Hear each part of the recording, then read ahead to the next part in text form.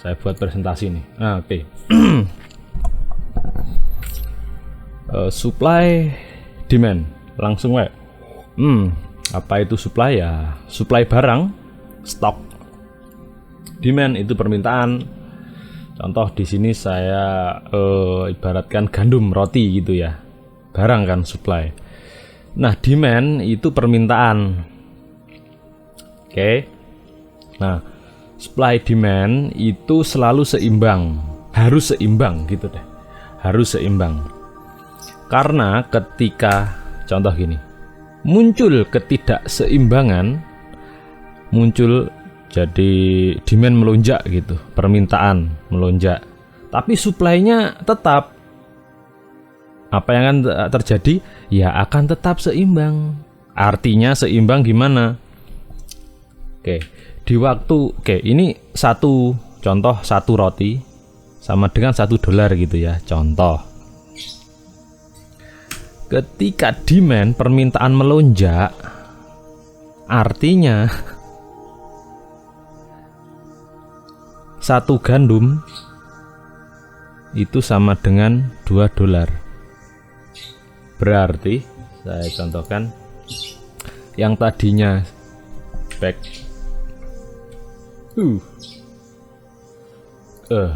yang tadinya satu gandum sama dengan $1, sekarang adalah satu gandum sama dengan $2. Harganya kan naik kan. Kenapa harga naik? Karena permintaan, karena demandnya melonjak.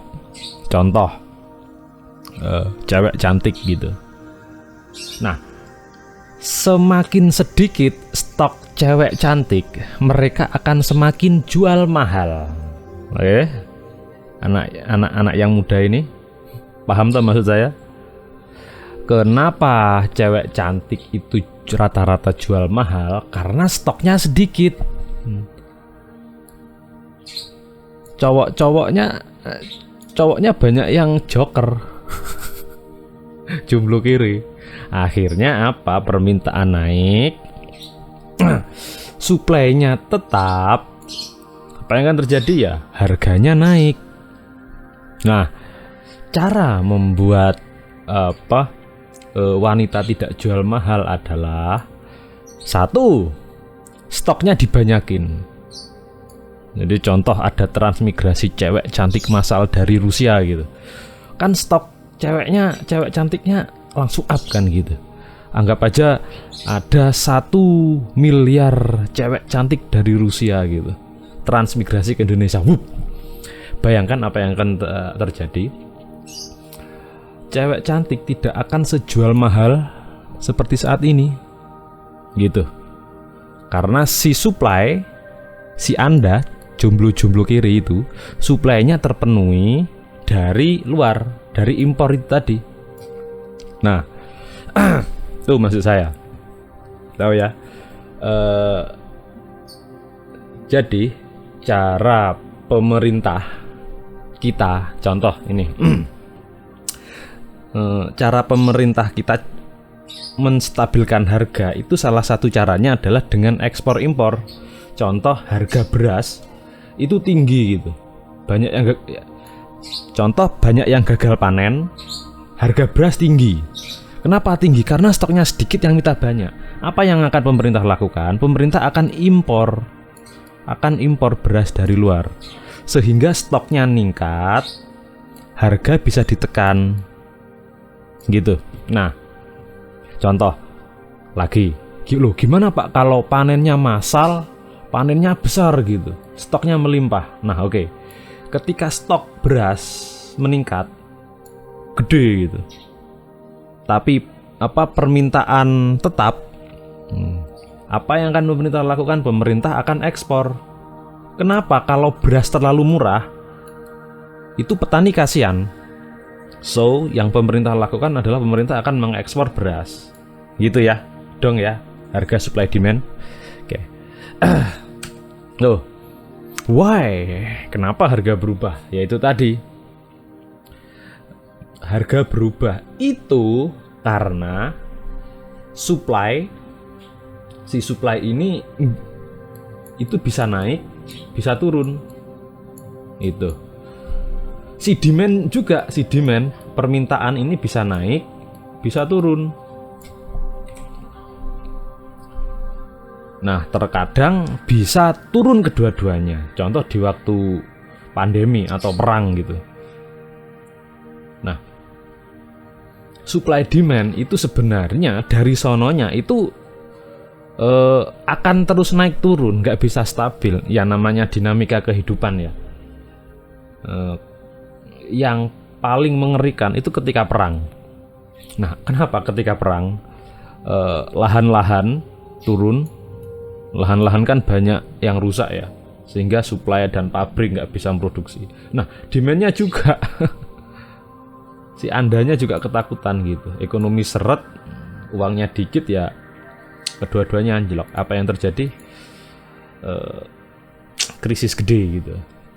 Itulah kenapa dampak perang itu sangat merugikan bagi siapapun. Oke.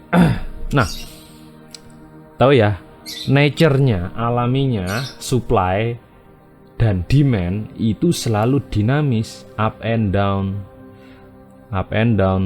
gitu. Stabil bisa, tapi hanya dalam periode tertentu.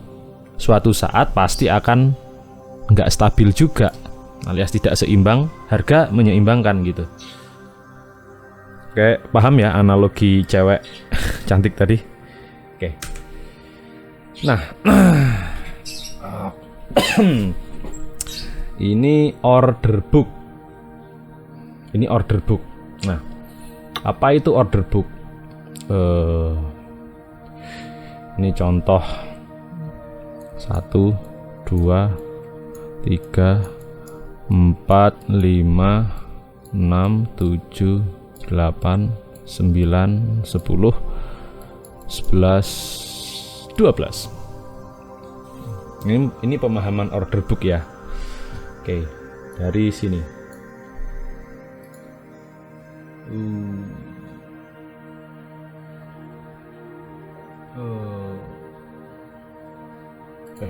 Pakai hijau. Nah, harga berada di sini. Itu. Nah, karena suatu order harga meningkat. Contoh di sini. Logikanya ya, semakin tinggi harga akan semakin banyak orang yang mau jual. Bener ya? Semakin tinggi harga akan beberapa orang akan lebih berminat menjualnya. Gitu. Contoh nih, di harga 8. Angka merah itu harga. Contoh di harga 8, ada orang yang mau jual stok sebanyak 40. So harga naik, seret. Gitu. Anggap aja gitu. Harga ke trigger. So apa yang harga lakukan? Harga turun sebanyak,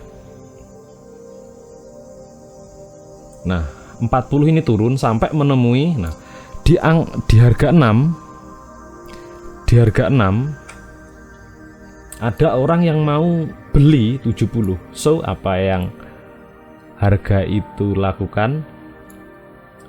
Jadi 40 jual ke Oke, 40 jual, 70 beli. Berarti kan sisa 30.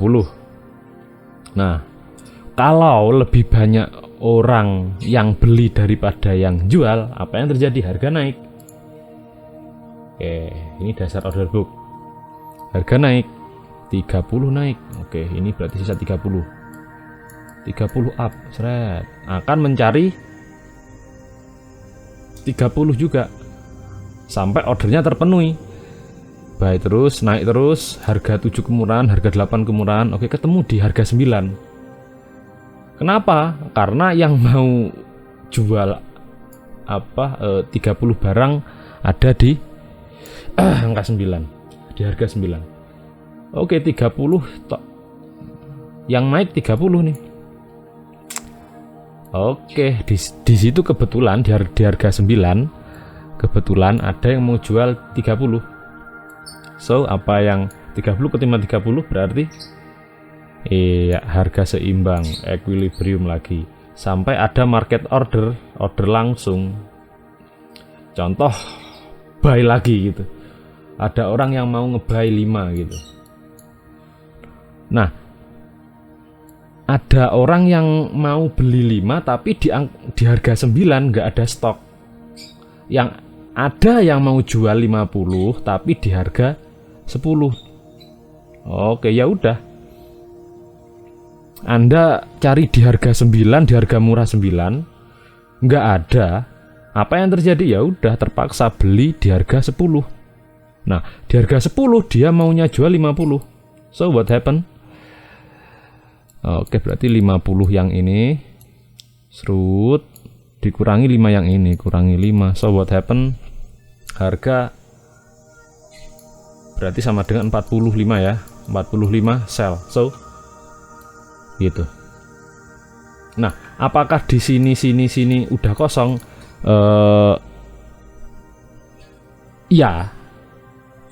Iya, untuk pending order.